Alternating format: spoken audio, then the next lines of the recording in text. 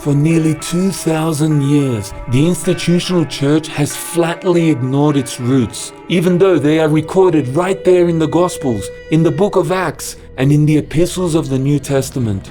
It seems almost unthinkable that the truth could have been covered up so successfully for centuries, despite clear documentation in the Bible itself.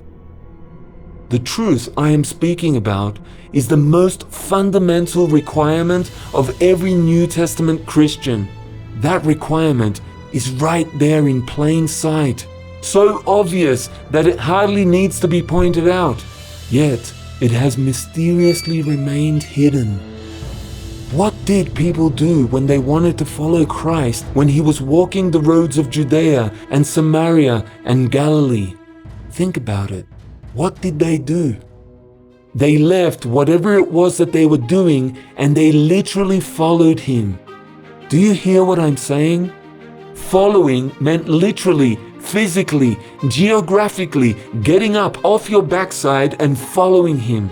They had to literally, physically, and geographically leave everything else in order to do it.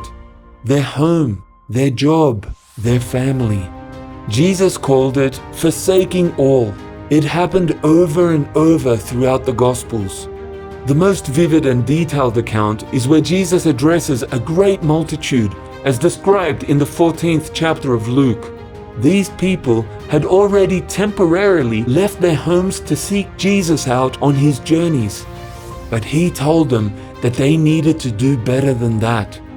He said to them, "Whoever does not forsake everything that he has cannot be my disciple." Jesus started by listing various relatives in detail: father, mother, wife, children. He specifically mentioned forsaking houses and land, but he went much further. He said that we must forsake our lives for him if we are to be his followers. Now, I don't know that anyone died instantly on following him, but he is asking for our time, right now. You see, your time is your life. You cannot spend your time working for Jesus if you choose instead to use it working for money. He taught that. Your time is your life.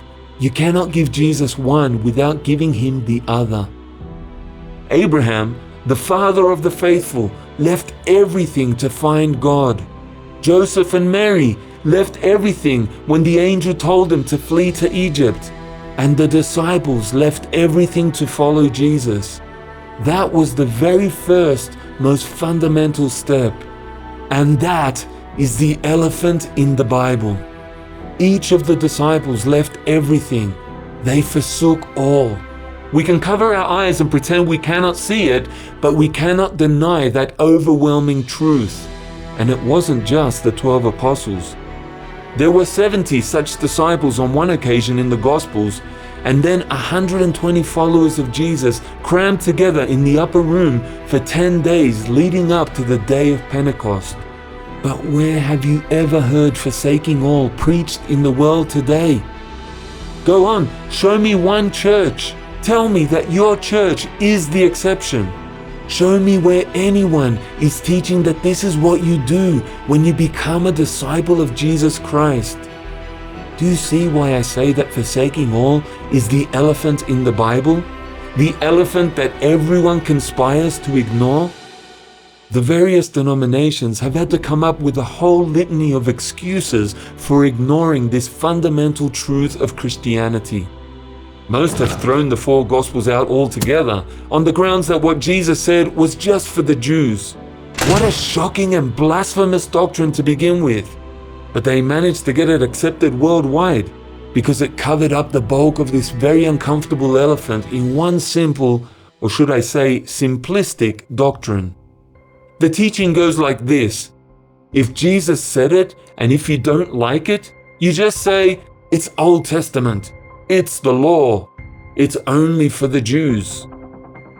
Now, some of you may not have heard it said that plainly before, but many of you would know that it is what most churches teach. Of course, it has not stopped these same churches from taking bits and pieces from the Gospels that they think they can use to their own advantage. whether it's arguing that Peter is the rock on which the church is built, or a verse about needing to receive Jesus to support saying a magic prayer to ask Him into your heart.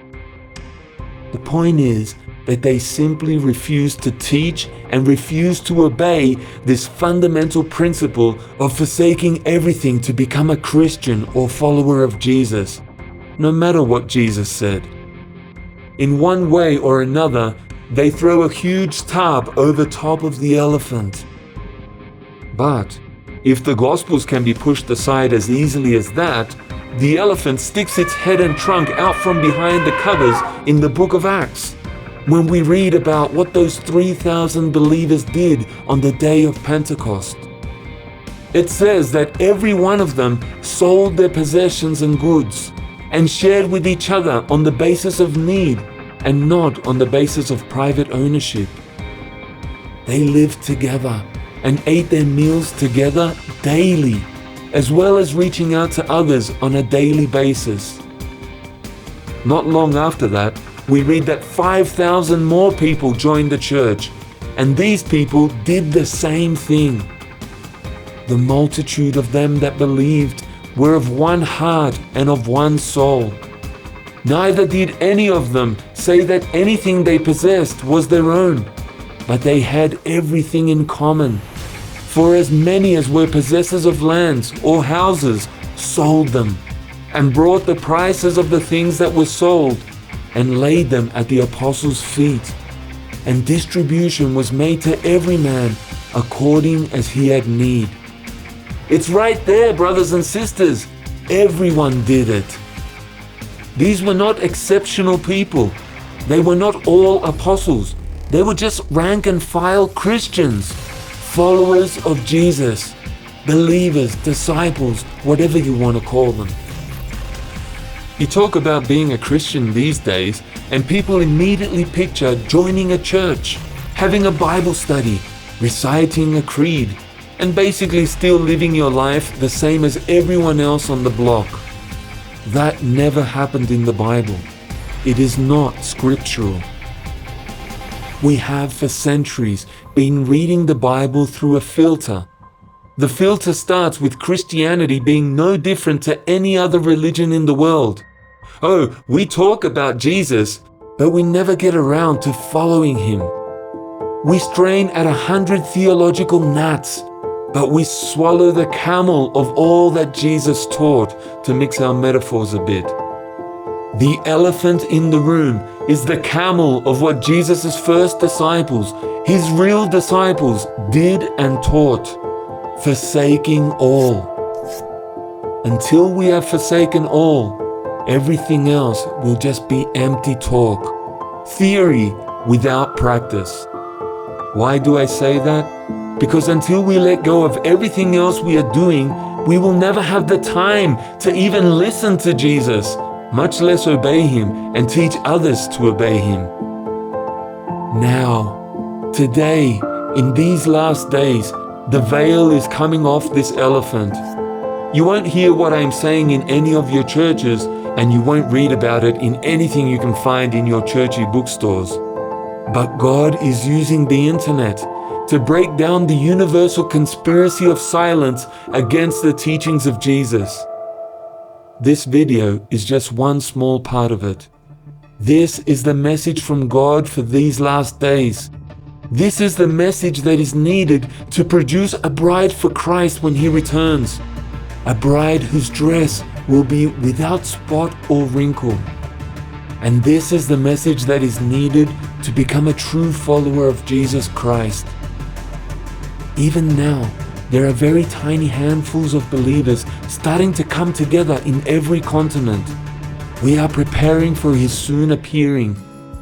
Please contact us at the email address on screen now if you would like to get in touch with people in a country near you who have been living by faith in Jesus for a few years now.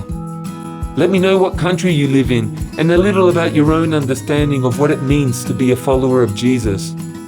I look forward to hearing from you today. God bless you.